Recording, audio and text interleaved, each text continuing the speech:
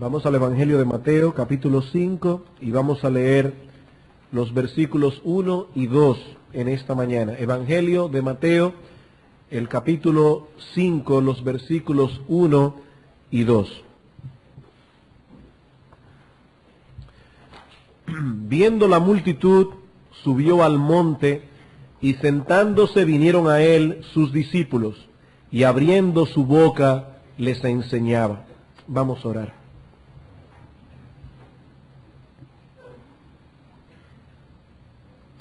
Nos unimos, oh Señor, al clamor del autor de este himno, y te suplicamos en esta mañana que tú tomes nuestra mente, nuestro corazón, nuestra voluntad, que tú abras nuestro entendimiento para que podamos atesorar tu palabra.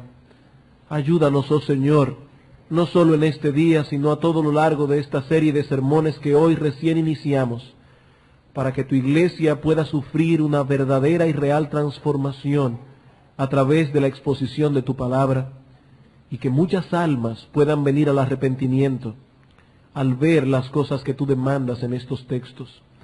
Bendícenos, oh Señor, en esta hora. Te lo pedimos en el nombre de nuestro Señor Jesucristo. Amén. A través de los siglos, el Sermón del Monte ha ocupado un lugar de honor en el corazón de los hijos de Dios y aún en aquellos que no lo son.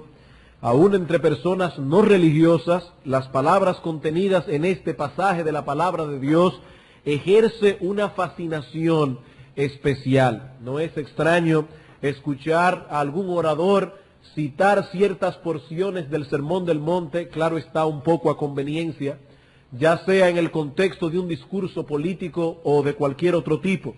Probablemente se trata de la porción más citada de toda la palabra de Dios. No obstante, podemos decir que se trata de una de las porciones más mal usadas y mal interpretadas también. El Sermón del Monte ha sido usado a través de la historia para justificar muchos errores teológicos y muchas conductas extremas. Por lo que al acercarnos a estudiar estos capítulos del Evangelio de Mateo, debemos hacerlo con cuidado, tratando de mantener nuestra interpretación en el contexto de toda la enseñanza de la palabra de Dios. No debemos olvidar que las herejías son verdades deformadas, desbalanceadas. Se sobreenfatiza una verdad en detrimento de otra y el resultado que obtenemos al final es una enseñanza falsa, una herejía. Tomen por ejemplo la doctrina bíblica de la salvación. La Escritura nos dice de una forma clara y precisa que la salvación de los pecadores es por gracia, por medio de la fe. La suma, el resumen del mensaje evangélico es este: cree en el Señor Jesucristo y serás salvo. Pero ¿es eso acaso todo lo que enseña la palabra de Dios al respecto? ¿Qué lugar ocupan las obras, las buenas obras, en la salvación?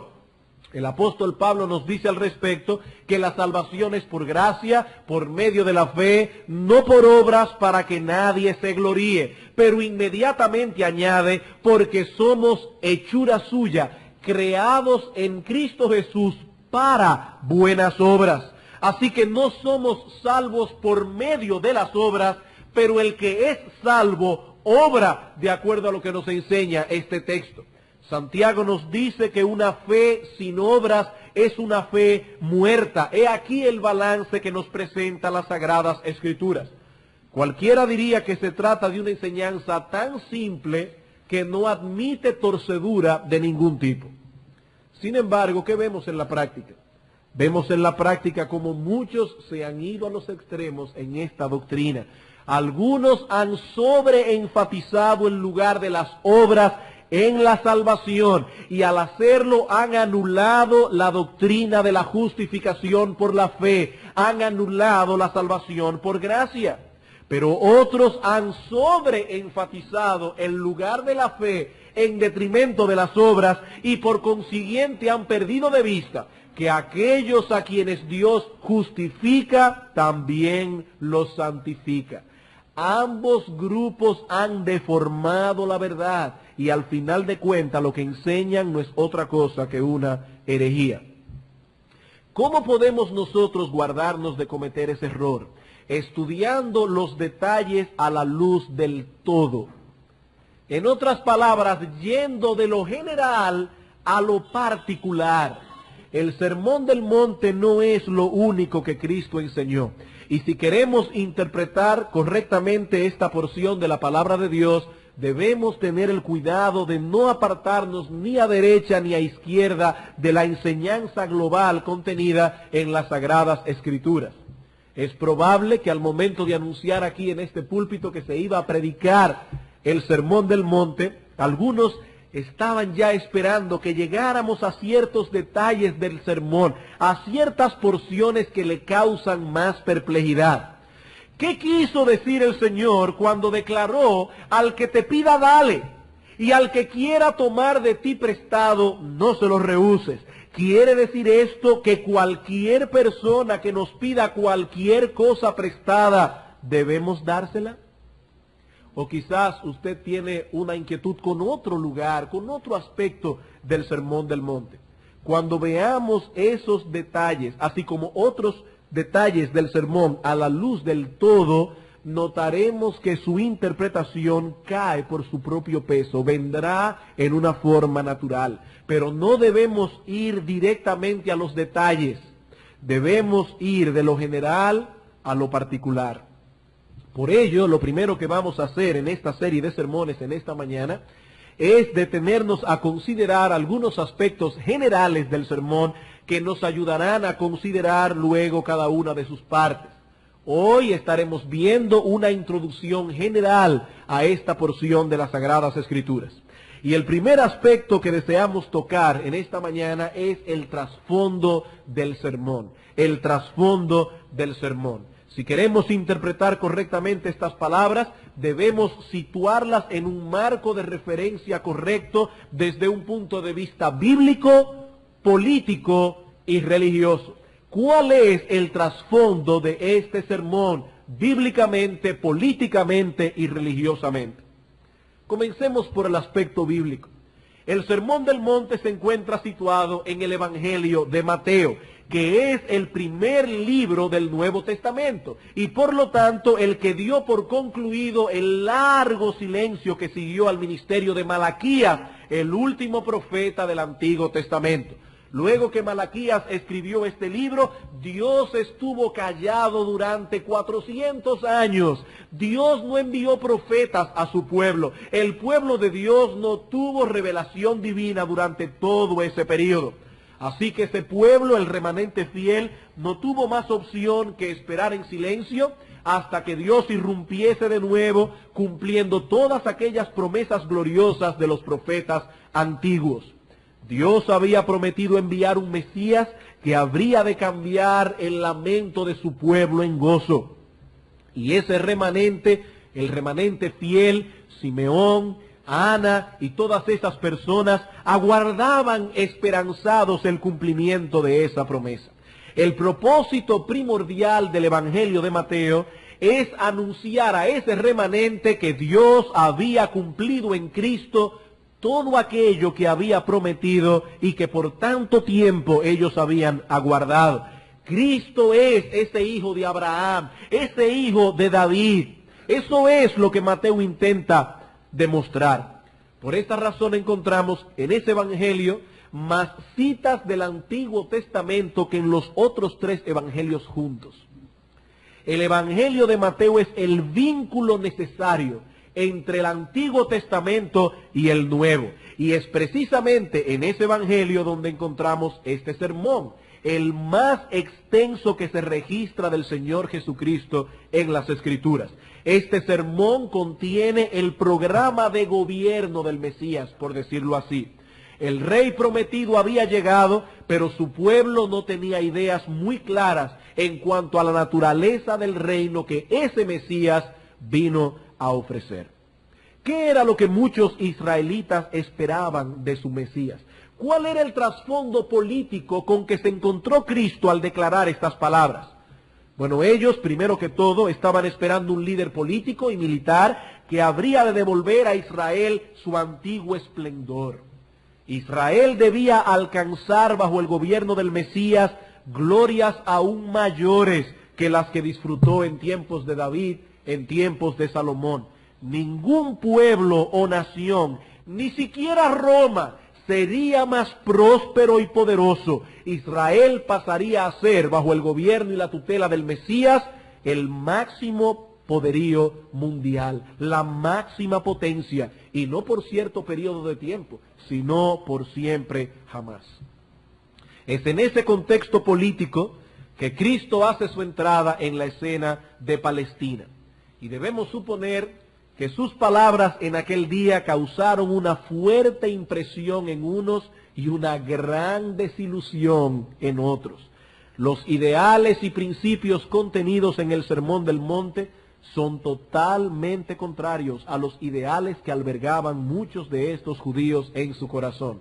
El programa de gobierno de este Mesías era predominantemente espiritual e interno antes que político o social. Nada se nos dice aquí de reformas sociales o de cambios radicales en el sistema económico. Cristo está primordialmente preocupado por lo que los hombres son, no por el sistema en que los hombres viven.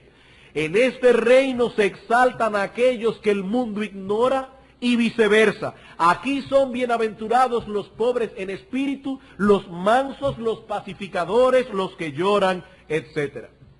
Unas horas antes de su muerte en la cruz, Pilato preguntó a Cristo: ¿eres tú el rey de los judíos? Y la respuesta del Señor resume la enseñanza del Sermón del Monte. Mi reino no es de este mundo. Si mi reino fuese de este mundo, mis servidores pelearían para que yo no fuese entregado a los judíos, pero mi reino no es de aquí. El reino de Cristo está en total contraposición a la visión que el mundo tiene de las cosas. Lo que el mundo exalta, Cristo lo menosprecia. Lo que Cristo alaba, el mundo lo minimiza. Aquí se cumple aquello de que lo que los hombres tienen por sublime, Dios lo tiene por abominación. Los ciudadanos del reino de Cristo no podemos ser aceptados por el mundo porque nosotros representamos lo que el mundo rechaza, mientras que nosotros rechazamos aquellas cosas por las que el mundo suspira, aquellas cosas por las que el mundo se afana. Y en cuanto al panorama religioso que sirve de trasfondo a este sermón, el asunto no era menos confuso.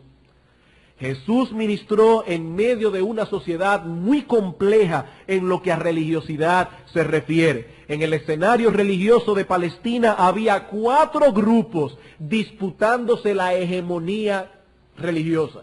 Por un lado estaban los fariseos, por el otro los saduceos, más allá estaban los esenios y más atrás los celotes.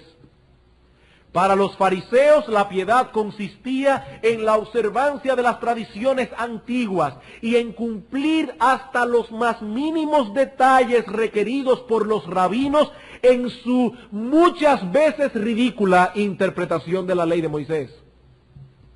Para los saduceos, por el contrario, estas cosas no tenían la menor importancia. Los saduceos eran liberales en el mejor sentido de ese término. Rechazaban la tradición de los ancianos, pero también rechazaban muchas de las enseñanzas contenidas en el Antiguo Testamento. Los saduceos no creían en la resurrección, los saduceos no creían en milagros, no creían en los ángeles, ni tampoco en una vida futura. La filosofía de estos hombres consistía en vivir en el presente sin preocuparse mucho por el futuro. Por el otro lado, los esenios pensaban que la verdadera piedad significaba una separación literal de la sociedad. Estos hombres promulgaban el ascetismo y el aislamiento. Y finalmente estaban los celotes, unos fanáticos nacionalistas para quienes la religión no era otra cosa que un activismo político radical. Para ellos no había otra manera de servir al Dios de Israel que tomar las armas y levantarse en revolución contra el Imperio Romano. Qué interesante el panorama religioso. Como alguien ha dicho, Los fariseos decían, vamos hacia atrás. Los saduceos decían, no, vamos hacia adelante. Los esenios decían, vámonos hacia afuera. Y los celotes, vámonos en contra. He aquí, en pocas palabras, la esencia de lo que estos grupos religiosos enseñaban. Los fariseos eran tradicionalistas, los saduceos modernistas, los esenios separatistas y los celotes activistas. ¿En cuál de todos estos grupos podemos situar a Jesucristo? En ninguno de ellos. Cuando leemos el Sermón del Monte vemos que Cristo tenía mucho que decir a cada uno de estos grupos. A los fariseos hizo ver que la verdadera espiritualidad no consistía en lo externo, sino aquello que afecta nuestro corazón y nuestro andar delante de Dios, no delante de los hombres. A los saduceos enseñó que su racionalismo era contrario al espíritu de la fe. A los esenios que la piedad ha de comenzar en el corazón antes que por el cuerpo. Y a los celotes que la palabra clave no era revolución, sino adoración. A todos los guió al mismo punto. La vida recta delante de Dios se proyecta de adentro hacia afuera. La piedad comienza en el corazón y se traduce en una vida justa delante de Dios. Donde no hay un corazón recto, no puede haber una vida justa. Donde no hay una vida justa, podemos concluir que no hay un corazón recto. Como diría Jesús más adelante a los fariseos, limpia primero lo de dentro del plato y del vaso. ¿Para qué? Para que lo de afuera también sea limpio. No podemos tener un vaso limpio por dentro y sucio por fuera. No podemos tener un vaso sucio por fuera y limpio por dentro. Ambas cosas deben estar allí.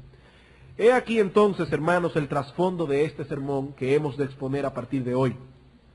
Si mantenemos esta información en mente, será más fácil para nosotros comprender el resto. Pero hay un segundo aspecto al que deseo llamar vuestra atención en esta mañana, y es al predicador de este sermón. No solamente su trasfondo, sino también al predicador de este sermón. Algunos pueden pensar que es irrelevante detenernos en este punto. No hay que ser un exégeta muy profundo para saber que quien predicó este sermón no fue otro que nuestro Señor Jesucristo. Sin embargo, hay ciertos detalles que debemos recalcar si de veras queremos que estas palabras hagan una profunda impresión en nosotros. Consideremos primeramente la naturaleza de este predicador. La naturaleza de este predicador. Sin duda alguna, muchos buenos sermones han sido predicados en el mundo. Probablemente algunos de ustedes puedan decir que han escuchado o leído en algún momento de su vida un buen sermón. Un sermón que ha impactado sus vidas profundamente. Pero aquí, en el Sermón del Monte, tenemos al más grande de los predicadores predicando el más grande de los sermones. Fue el Dios encarnado quien pronunció estas palabras. Así que cuando Jesús nos dice que son bienaventurados los pobres en espíritu, que son bienaventurados los mansos, no hay lugar aquí para equivocaciones o para exageraciones. Muchas veces nosotros los predicadores podemos en un momento decir algo inadecuado, pero en este sermón no encontraremos ni una sola palabra fuera de lugar. No encontraremos una sola exageración, no encontraremos una sola equivocación. Él mejor que nadie sabe en qué consiste la verdadera felicidad, porque fue Él quien nos creó para su gloria y para gozar de Él por siempre. Cuando este Señor nos dice aquí que debemos cuidarnos de las riquezas, porque nadie puede amar a dos señores, lo está diciendo uno que ha sido testigo de la historia humana de generación en generación. Alguien que ha visto en incontables ocasiones cómo las riquezas han apartado a muchos de su sincera devoción a Dios. Él lo ha visto porque Él ha sido testigo de la historia humana desde el huerto del Edén.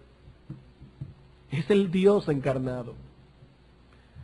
Pero no solo hemos de considerar la naturaleza del predicador, sino también su carácter. Su carácter. Alguien definió la predicación como verdad transmitida a través de la personalidad. Eso es predicación. Y puedo decir que se trata de una definición muy acertada. Cuando vamos a la iglesia, no vamos simplemente a escuchar un sermón, vamos a escuchar a un hombre predicar. Vamos a escuchar a un hombre predicar. Y si el carácter de ese hombre no nos convence, tampoco nos convencerá su predicación. Y es aquí precisamente donde radica el poder de este sermón que conocemos como el Sermón del Monte. No somos impactados únicamente por las palabras del predicador, sino también por el predicador de las palabras. ¿Deseas interpretar correctamente este mensaje? Estudia la vida de Cristo, porque Él ejemplificó como nadie cada una de las cosas contenidas en este sermón. De hecho, su vida entera fue un sermón, de principio a fin. Ni aun sus enemigos pudieron abrir su boca cuando Él les preguntó, ¿alguno de vosotros me redarguye de pecado? Ni sus enemigos pudieron abrir la boca. ¿Quién de ustedes puede señalarme una falta?, decía Cristo. Este sermón es poderoso porque fue Cristo quien lo predicó. Cada palabra que salió de su boca en ese día llevaba el sello de su deidad y el sello de una vida perfecta. Mateo capítulo 7, versículo 28. Noten cuál fue el resultado de sus palabras. Y cuando terminó Jesús estas palabras, la gente se admiraba de su doctrina porque les enseñaba como quien tiene autoridad y no como los escribas. Hemos visto entonces el trasfondo del sermón, así como la naturaleza y el carácter del predicador. Veamos ahora su estilo. Hay un detalle en nuestro texto en Mateo 5 que no debemos pasar por alto. Mateo nos dice que Jesús subió al monte y sentándose vinieron a él sus discípulos. Sentándose. Esta era la costumbre de los maestros en Israel. El sentarse para enseñar era una indicación de que lo que se diría a continuación vendría con el peso de la autoridad del que enseñaba. Si un maestro en Israel hablaba mientras estaba parado o caminando por la calle, lo que él decía en ese momento se consideraba informal, no oficial. Pero si estaba sentado, al hacerlo su enseñanza entonces tenía otro matiz. Por ejemplo, en Mateo capítulo 23, versículo 2, el Señor nos dice, hablando de los maestros en Israel, en la cátedra de Moisés se sientan los escribas y fariseos. La palabra cátedra significa literalmente en griego asiento. El asiento desde el cual los rabinos de Israel hacían uso de la autoridad que poseían como maestros oficialmente constituidos. El Señor acostumbraba enseñar en esa posición. Más adelante Él les diría a los fariseos que lo estaban juzgando en Mateo 26, 55, cada día me sentaba con vosotros enseñando en el templo y no me prendisteis. Me sentaba a enseñar. Aún en el día de hoy se nos dice que el Papa habló ex cátedra, desde su silla de autoridad, cuando hace algún pronunciamiento oficial como jefe de la Iglesia Católica. Para los fieles católicos romanos, no poseen el mismo peso las palabras que el Papa habla, por ejemplo, cuando camina por los jardines del Vaticano, que cuando él habla ex cátedra, de acuerdo a la doctrina constituida en el Concilio de Trento en el año 1530 y tanto, cuando el Concilio Vaticano I, en el 1800 y tanto, cuando el Papa habla ex cátedra es infalible. Infalible, no puede equivocarse y sus palabras tienen un peso de obligación moral sobre cada uno de los componentes de la Iglesia Católica Romana. No voy a tomar el tiempo aquí para rebatir esa presunción, pero estamos usando el ejemplo para entender lo que significa hablar desde una cátedra, hablar desde un asiento. Así que lo que Mateo desea recalcar aquí es que este sermón pronunciado por Cristo aquel día en uno de los montes de Israel llevaba el sello de su autoridad mesiánica. Era un pronunciamiento oficial del Mesías que había venido a instaurar su reino. Y no pensamos que se trata de una mera casualidad el hecho de que haya sido pronunciado en un monte. ¿Cuál fue ese monte? No lo sabemos con certeza, pero desde que Cristo pronunció este sermón en ese monte, ese monte dejó de ser un monte y ahora es el monte. Subió al monte, no a un monte, sino a ese monte que Cristo consagró aquel día. Y gracias al Señor que no sabemos con exactitud cuál es, porque los hombres son tan dados a la superstición que serían capaces de adorar el monte. Y ahora tendríamos la religión de los adoradores del monte. Y seguramente a alguien se le hubiera ocurrido que el que sube ese monte se le perdonan muchísimos pecados. Pero ¿por qué Cristo enseñó en un monte y no en otro lugar? Bueno, debemos tomar en consideración el hecho de que fue también en un monte donde Dios descendió a traer la ley a su pueblo en los tiempos de Moisés. Y fue ahora en un monte el lugar que Cristo escogió para predicar un sermón que precisamente incluye como uno de sus puntos principales una correcta interpretación de aquella ley que fue entregada en el Sinaí. Dios descendió en el Sinaí, Cristo subió al monte. Dios mismo dio la ley, Cristo, el Dios encarnado, dio su interpretación. Más tarde habría otro monte, el monte Calvario, en el que Cristo sería crucificado, cargando sobre sí la maldición de la ley, donde la redención de su pueblo sería efectuada para que entonces podamos vivir a la luz de lo que él predicó en este sermón. El sermón del monte. Hemos visto entonces, en primer lugar, el trasfondo del sermón, en segundo lugar, su predicador, en tercer lugar, su estilo, y ahora veremos, en último lugar, otro aspecto de suma importancia, sus destinatarios. Sus destinatarios. ¿A quiénes fueron dirigidas estas palabras y a quiénes se aplican hoy día?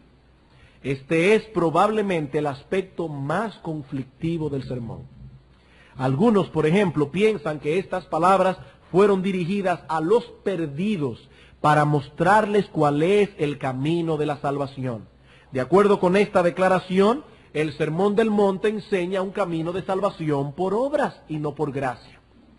Baste con citar Efesios capítulo 2, versículos 8 y 9 para evidenciar el error de esta posición. Porque por gracia sois salvos por medio de la fe, y esto no de vosotros, porque es un regalo de Dios, y no es por obras para que nadie se gloríe. Así que el Sermón del Monte no nos enseña cuál es la manera en que podemos salvarnos. Esa no fue la intención de Cristo al pronunciar estas palabras.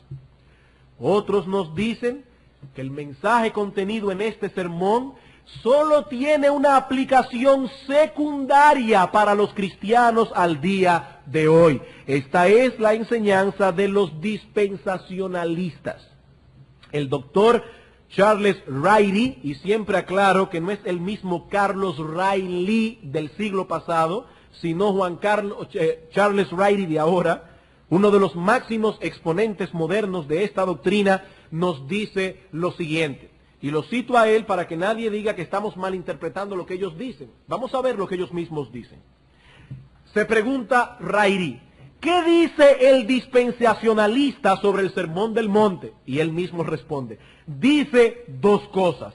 Primero, que el sermón está primordialmente relacionado con el reino mesiánico, es decir, con el reino milenial, que estas palabras no se aplican primariamente a los cristianos al día de hoy, que este sermón es futuro para el reino milenial. Pero, dice él, en segundo lugar, como toda escritura, el sermón es aplicable a los creyentes de esta era. Lo que Riley nos está diciendo, en otras palabras, es que el Sermón del Monte posee una aplicación primaria para la era del reino milenial y una secundaria para esta era. Todos los dispensacionalistas afirman que habrá un reino de 1000 años inmediatamente después de la venida de Cristo. Este será un reino de paz en el mundo entero. Entonces, dicen ellos, se aplicarán las enseñanzas contenidas en el Sermón del Monte. Voy a aclarar que no todos los que creen en un reino futuro de 1000 años son dispensacionalistas. pero todos los dispensacionalistas creen en ese reino futuro. Entonces Wright nos dice, estas palabras se aplican primariamente a ese reino. Mientras tanto, podemos aplicar algunas cosas a la edad presente, pero recordando que lo que dice aquí es para otra época. ¿Qué podemos decir con respecto a eso? Bueno, esta enseñanza presenta tres problemas básicos. En primer lugar, no encontramos ninguna cosa en el sermón que nos haga pensar que su aplicación primaria es para una edad futura. A esa multitud que se congregó en aquel día a escuchar las palabras de Cristo, se les dijo que los pobres en espíritu eran bienaventurados porque de ellos es tiempo presente el reino de los cielos. Cristo no dijo, oh, algún día, en el futuro lejano, serán bienaventurados los pobres en espíritu, porque para ellos será el reino de los cielos. Eso no es lo que yo leo, por lo menos en mi versión bíblica. Allí dice, bienaventurados los pobres en espíritu, porque de ellos es aquí y ahora el reino de los cielos. En segundo lugar, esta teoría entra en contradicción consigo misma. Los dispensacionalistas creen en un reino de 1000 años, donde los cristianos reinarán con Cristo y disfrutarán de una paz desconocida hasta entonces. Yo me pregunto, si el sermón del monte es para ese tiempo milenial, ¿qué quiso decir el Señor cuando dijo que eran bienaventurados los que padecían persecución por causa de la justicia? Se supone que en el milenio nadie va a ser perseguido por ser piadoso. Pero el texto dice, versículo 10 de Mateo 5, bienaventurados los que padecen persecución por causa de la justicia, porque de ellos es el reino de los cielos. Bienaventurados sois cuando por mi causa os vituperen y os persigan y digan toda clase de mal contra vosotros mintiendo. Gozaos y alegraos, porque vuestro galardón es grande en los cielos, porque así persiguieron a los profetas que fueron antes que vosotros. ¿Saben una cosa? En mi biblioteca tengo muchos libros dispensacionalistas y de los mejores autores. Y hasta el día de hoy, puede ser que lo haya porque yo no lo he leído todo, pero hasta el día de hoy yo no he encontrado una sola explicación de ese texto de parte de un dispensacionalista. Ninguno que yo sepa hasta ahora ha lidiado con este problema. ¿Qué quiso decir el Señor cuando habló de persecución si este sermón es para el milenio? Y en tercer lugar, y quizás el argumento más contundente de todos, es el hecho de que las enseñanzas del Sermón del Monte no son exclusivas de ese sermón. Se repiten vez tras vez en todo el Nuevo Testamento. En todo el Nuevo Testamento. Y en pasajes que hablan claramente de la vida del cristiano, aquí y ahora. Si somos creyentes, entonces Cristo es nuestro Rey, ahora. Estamos bajo su gobierno. Pablo nos dice en Colosenses capítulo 1, versículo 12, que hemos sido trasladados del reino de las tinieblas al reino del Hijo amado de Dios. Y si Cristo es nuestro Rey, he aquí en este sermón cuál es su programa de gobierno para nosotros. Así que no es cumpliendo el sermón del monte que seremos cristianos, como algunos dicen. Es que si somos cristianos debemos vivir así. Debemos vivir así. Pero los cristianos no somos perfectos. Nadie puede en este cuerpo no glorificado cumplir a la perfección lo que este sermón enseña. Bueno, en realidad no podemos cumplir a la perfección ningún mandamiento de Dios. Ningún mandamiento de Dios. Siempre nos quedaremos cortos porque Dios es perfecto y Él demanda perfección. Por eso es que la salvación es por gracia, por medio de la fe, porque si fuese por obras, nadie podría salvarse. Nadie podría salvarse. Como dijo el puritano Thomas Watson en una ocasión, aún nuestras lágrimas del arrepentimiento deben ser lavadas por la sangre de Cristo. Hasta nuestras lágrimas de arrepentimiento. Lo que estamos diciendo entonces al hablar de que la vida del cristiano es caracterizada por las palabras que están aquí, es que la vida del cristiano se caracteriza primordialmente por las cosas que el Señor dice en este texto. El cristiano es pobre en espíritu, aun cuando tiene que luchar diariamente con su orgullo. Y aun cuando en ocasiones peca en ese sentido, pero su andar se caracteriza por la humildad, lo mismo que por la mansedumbre, por la compasión, etcétera. Eso no significa perfección. El cristiano tiene una lucha diaria contra el pecado que aún mora en sus miembros. Líbranos el Señor de enseñar alguna vez o aún de implicar que los cristianos pueden alcanzar perfección en esta vida presente. Pero líbrenos también de rebajar sus demandas de santidad para hacer más ancha la puerta estrecha. El Señor dijo en este sermón que si vuestra justicia no es mayor que la de los escribas y fariseos, no entraréis en el reino de los cielos. No entraréis. ¿A quiénes está dirigido entonces el sermón?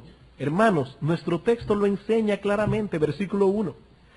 Viendo la multitud, subió al monte, y sentándose vinieron a él sus discípulos, y abriendo su boca les enseñaba, diciendo, bienaventurados, etc. Dos grandes grupos se reunieron aquel día a escuchar al Señor. Primeramente estaban sus discípulos, aquellos que habían venido a él en arrepentimiento y fe. No debemos olvidar que nuestro Señor Jesucristo no comenzó a predicar cuando pronunció el Sermón del Monte. Cristo había estado predicando desde antes. ¿Y cuál era la esencia de su mensaje? Marcos capítulo 1, versículo 15. El Sermón del Monte no fueron las primeras palabras que el Señor pronunció en su ministerio terrenal. Marcos capítulo 1, versículos 14 y 15. Después que Juan fue encarcelado, Jesús vino a Galilea predicando el evangelio del reino de Dios, diciendo, he aquí la esencia de su mensaje, el tiempo se ha cumplido y el reino de Dios se ha acercado, arrepentíos y creed en el evangelio. He aquí la esencia del mensaje evangélico de Cristo. Arrepentíos, dad media vuelta de vuestra vida de pecado, abandonad el mundo y sus placeres y creed en el evangelio. Así que fue a los hombres y mujeres que habían recibido este mensaje a quienes Cristo dijo primariamente sus palabras aquel día. Allí estaban sus discípulos, aquellos que se habían arrepentido de sus pecados y habían creído en el Señor. Pero había muchos allí que aún no habían experimentado el verdadero arrepentimiento. Hombres y mujeres necesitados de salvación. Por eso al final de su sermón Cristo dice, entrad por la puerta estrecha. Porque ancha es la puerta y espacioso el camino que lleva a la perdición y muchos entran por ella, pero estrecha es la puerta, estrecho, angosto el camino que lleva a la vida y pocos son los que lo hallan. ¿A quién Cristo estaba diciendo eso? A las personas que estaban allí, que aún no se habían arrepentido. En cierto modo, es una situación similar a la que tenemos al día de hoy. Cada domingo venimos a la iglesia y hablamos primariamente a los cristianos que están aquí. Pero no olvidamos que hay muchos en medio nuestro que aún no han conocido la gracia salvadora, a quienes debemos persuadir a que vengan a Cristo en arrepentimiento y fe. Tenemos la convicción de que la predicación es el medio que Dios usa para traer a los pecadores a la salvación. Así que es nuestro deber hacer lo mismo que el apóstol Pablo, persuadir a todos a que abracen el evangelio, a que entren en el reino. Bien, hermanos, no estoy terminando, pero a lo largo de este año, si el Señor lo permite, estaremos exponiendo las enseñanzas de esta extraordinaria porción de las Sagradas Escrituras. Y hemos dado una serie de elementos que son indispensables para una correcta interpretación de las enseñanzas contenidas en este pasaje. El trasfondo del sermón, su predicador, su estilo y ahora sus destinatarios, a quienes va dirigido el sermón. Pero quisiera ahora en estos últimos minutos y a modo de conclusión, decirles por qué es importante que nos dediquemos al estudio de esta porción bíblica. ¿Por qué es importante que estudiemos el Sermón del Monte? 5 razones. En primer lugar, porque este sermón nos enseña la absoluta necesidad que tenemos de la obra redentora de Cristo. Este sermón nos enseña la absoluta necesidad que tenemos de la obra redentora de Cristo. Pocas porciones de la palabra de Dios muestran más claramente la desesperada condición en que el hombre se encuentra. ¿Qué hombre puede vivir a la luz del Sermón del Monte por sus propias fuerzas? ¿Quién puede decir que es pobre en espíritu, que es manso, que tiene hambre y sed de justicia por su propia fuerza? Hermanos, nadie puede cumplir lo que dice este sermón sin la gracia salvadora de Dios. Por eso es que insistimos, Cristo no está diciendo allí cómo un perdido puede ser salvo. Cristo está hablando a los salvos cómo se supone que deben vivir ahora que son salvos. Hay personas que dicen, oh sí, yo me voy a salvar, yo estoy viviendo de acuerdo a la regla de oro. Hermanos, ¿y quién puede cumplir a la perfección esa regla? Cristo dice, haz a los demás lo mismo que tú quieres que te hagan a ti. ¿Quién puede decir que vive a la perfección el contenido de esas palabras? Y si lo hace, si alguien aquí levanta la mano y dice, yo los remitiré a Éxodo 20, a un texto que dice, no mentirás. No mentirás. Eso no es verdad, eso no es verdad. Nadie puede cumplir a la perfección las palabras contenidas en este sermón. Por lo tanto, Cristo nos está enseñando allí que necesitamos de su obra salvadora, que necesitamos que su sangre nos limpie de pecado porque somos pecadores, porque estamos en falta delante de Dios, porque como dice Romanos 3:23, nos hemos quedado cortos de alcanzar la gloria de Dios. Y eso no significa que nos hemos quedado cortos de alcanzar el cielo. Lo que está diciendo Pablo allí en Romanos 3:23 es que nos hemos quedado cortos de vivir una vida que pueda glorificar a la perfección a Dios. Nos hemos quedado cortos de alcanzar el glorificar a Dios con nuestra vida. Por eso necesitamos ser salvados. En segundo lugar, este sermón nos ayudará a evaluar la genuinidad de nuestra fe. Este sermón nos ayudará a evaluar la genuinidad de nuestra fe. ¿Qué nos está diciendo Cristo en este texto? Que de los pobres en espíritu es el reino de los cielos. De hombres y mujeres que se han humillado delante de Dios, reconociendo su pecado delante de Él. De hombres y mujeres que saben que no merecen otra cosa que el infierno. De hombres y mujeres que de ahora en adelante viven en humildad, aunque tienen que luchar con su orgullo, aunque tienen que luchar con su soberbia día tras día, hombres y mujeres que anhelan tener esa vida de humildad, porque ellos reconocen lo que son delante de Dios. Si tú no eres pobre en espíritu, si tú piensas que mereces el cielo, si crees que te vas a salvar guardando los 10 mandamientos o porque eres miembro de una iglesia, tú no estás en el reino de los cielos. Porque el reino de los cielos es para los pobres en espíritu únicamente. Únicamente. Si tú no sabes, amigo, lo que es luchar con tus corrupciones internas por vivir a la altura de lo que Cristo está diciendo allí, tú no eres creyente. Tú no eres cristiano, y no son mis palabras, son las de Cristo. Si vuestra justicia no fuere mayor que la de los escribas y fariseos, no entraréis en el reino de los cielos. Y no olvides que Él es quien tiene la llave de David, el que abre y ninguno cierra, el que cierra y ninguno abre. Si Él dice que no entrarán, no entrarán. Así que este sermón será un buen filtro para que muchos evalúen la genuinidad de su fe. Es un deber de toda persona que profesa ser cristiano evaluar su fe.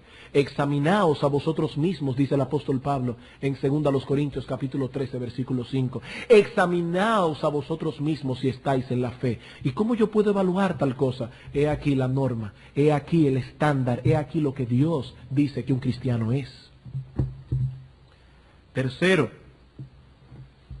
este sermón es importante porque nos muestra cuál es el método evangelístico más efectivo con que la iglesia cuenta. Y eso sí es importante en nuestra generación. Hoy día las iglesias están sumamente preocupadas por el evangelismo. Todo el tiempo están haciendo campañas evangelísticas, inclusive usando técnicas que son bien extrañas. Estuve leyendo en uno de los libros del pastor John MacArthur algo que le sucedió a él hace unos años atrás. Fue a una conferencia de evangelismo y escuchó a un pastor hablar de cuál era su método evangelístico. Él iba al barrio, por ejemplo, decía, vamos a evangelizar Arroyo Hondo, de tal calle a tal calle. Entonces el pastor iba a una de esas casas de los inconversos y escondía una pelota de fútbol pedía a la persona, a la familia, que le escondiera esa pelota allí y le decía, es probable que un miembro de nuestra iglesia venga a predicarles la palabra. El que venga se ganó la pelota de fútbol. Entonces el pastor se para en el púlpito y dice, hermanos, hemos escondido en la localidad una pelota de fútbol, el hermano que vaya a predicar, esa pelota es suya. Miren qué método más efectivo. Hermanos, eso es abominación delante de Dios. Eso es abominación delante de Dios. La iglesia está sumamente preocupada por el evangelismo y todo el tiempo campañas de avivamiento, sin dejar la coletilla de traigan los enfermos. Hermanos, ¿qué dice Cristo en el Sermón del Monte? Cristo dice, sean pobres en espíritu, sean mansos, lloren su condición, sean pacificadores, tengan hambre y sed de justicia, y entonces seréis la luz del mundo. Entonces seréis la sal de la tierra, causaréis inquietud en aquellas personas que los rodean, porque verán que vosotros sois distintos, y es allí precisamente donde radica la eficacia de la iglesia de Cristo, en que somos diferentes. Hermanos, ¿quieren impactar a la comunidad donde vivimos? Vivan a la altura del Sermón del Monte, y yo les aseguro que si ahora tenemos unas 300 o 400 personas allá afuera, vamos a tener que buscar otro solar para construir otro lugar, porque no cabrán las personas que querrán venir por lo menos a oír. No podemos decir que necesariamente se arrepentirán porque eso es una obra de Dios. Pero hermanos, serán inquietados. Nadie puede, ni el diablo, con una iglesia cuyos miembros están viviendo como se supone que deben vivir. Ese es nuestro método evangelístico por excelencia.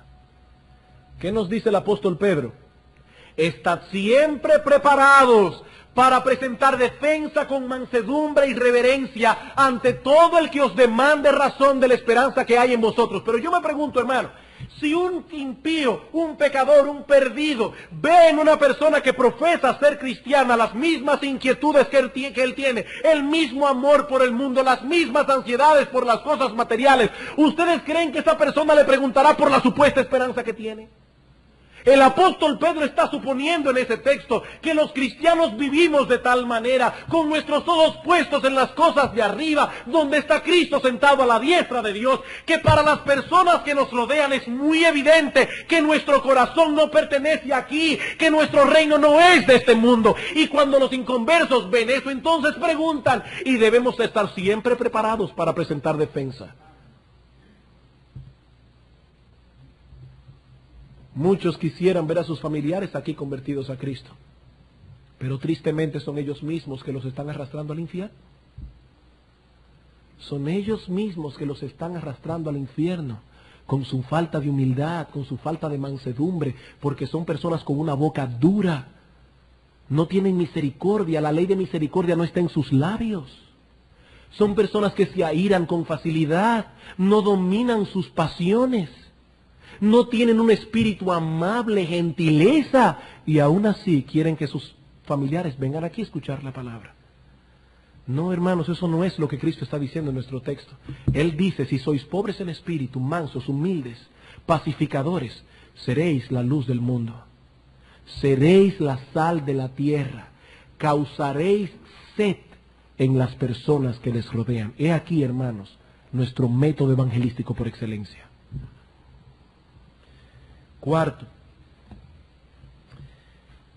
este sermón nos ayudará o nos enseñará cuál es el secreto de la verdadera felicidad. Este sermón nos enseñará cuál es el secreto de la verdadera felicidad. Decía Martin Lloyd-Jones que un cristiano deprimido es una muy mala recomendación para la fe cristiana. Un cristiano deprimido es una muy mala recomendación para la fe cristiana. Dice Nehemías capítulo 8, versículo 10, no os entristezcáis porque el gozo del Señor es vuestra fuerza. Y noten qué interesante, el sermón del monte comienza y termina prácticamente con las mismas palabras. ¿Cómo comenzó Cristo su sermón a sus discípulos? Bienaventurados, bienaventurados, bienaventurados, seréis felices, tendréis una vida plena, dichosa, no ansiosa, no quejumbrosa, seréis felices, seréis bienaventurados si vivís de esa manera. ¿Cómo terminó Cristo el sermón? Si alguno me oye las palabras que he pronunciado y las hace, será bienaventurado un hombre que edificó su casa sobre una roca. Vinieron lluvias, vinieron ríos, vinieron vientos, pero no pudieron destruir la casa porque estaba edificado sobre una roca. Pero si alguno escucha estas palabras y no las hace, le compararé a un hombre insensato que edificó su casa sobre la arena, una casa que no pudo quedar en pie cuando vinieron las aflicciones. ¿Sabe lo que dice el profeta Oseas? Hablando al pueblo de Israel, dice, vuestra piedad es como la nube de la mañana, como el rocío que se desvanece. Yo recuerdo allá en mi pueblo, en San Juan de la Maguana, que uno se levantaba en ciertas épocas del año por la mañana y uno creía que estaba en Londres. ¡Cuánta neblina! No se podía ver ni siquiera al otro lado de la calle. Pero una vez salía el sol, la neblina desaparecía como por arte de magia. Dice el profeta Oseas, vuestra piedad es igual. Sois piadosos hasta que el sol calienta. Sois piadosos hasta que el sol calienta con sus rayos. Vuestra piedad es como la nube de la mañana, como el rocío de la madrugada que se desvanece. Pero aquel que construye su casa sobre la roca, vienen ríos, el sol calienta, pero la casa permanece en pie. Esos son los bienaventurados. Así que este sermón nos enseña cuál es el secreto de la felicidad. Y por último, este sermón proclama cuál es el único estilo de vida que es agradable delante de Dios. Este sermón proclama cuál es el único estilo de vida que es agradable delante de Dios. Hermanos, que Dios nos ayude a lo largo de esta serie, dándonos corazones receptivos a su palabra y una voluntad dispuesta.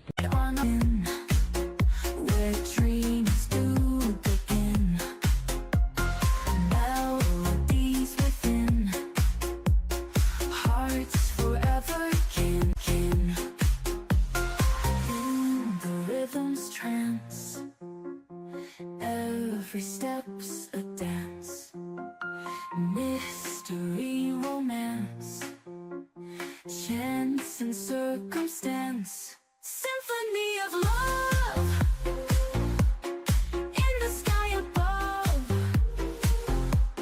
we become the dove, fly and join my love.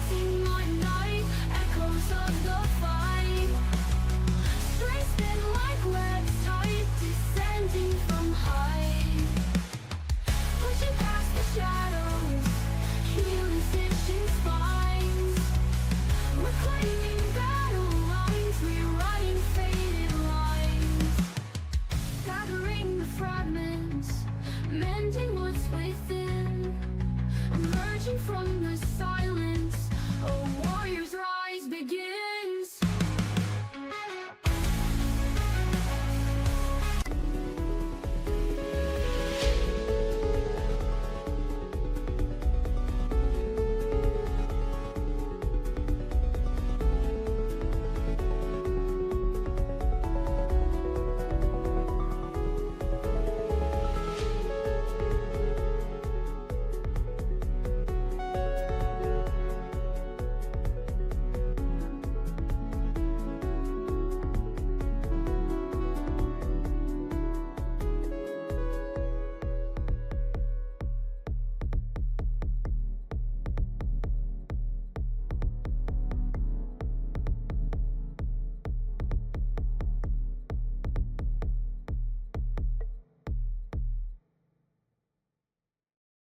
dispuesta para la obediencia. Les aseguro que si esa es nuestra disposición, en diciembre del año 1993 esta iglesia no será la misma. Esta iglesia no será la misma. Y muchos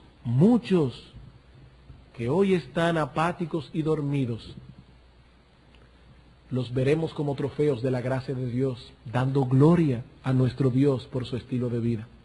Vamos a orar y pedir al Señor que pueda bendecir estos sermones a lo largo de este año. Oremos, hermanos. Señor y Dios Todopoderoso, Jehová de los ejércitos, gracias por tu palabra, porque ella es lámpara a nuestros pies, lumbrera a nuestro camino.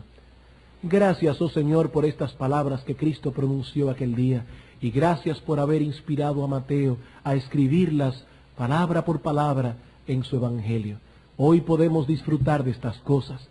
Ahora te suplicamos, oh Señor, que tú nos ayudes no solamente a deleitarnos escuchando estas cosas, sino viviendo conforme a ellas. Oh Señor y Dios nuestro, bendice Iglesia Bíblica del Señor Jesucristo en el contexto de la predicación de esta serie de sermones. Ayúdanos, oh Padre, para que podamos ver con nuestros ojos un verdadero avivamiento en la vida de piedad de nuestros hermanos. Ahora, Padre, condúcenos a nuestros hogares, y esta noche cuántos deseos tenemos de volver aquí para seguir adorando tu santo y precioso nombre. En el nombre de Jesús. Amén.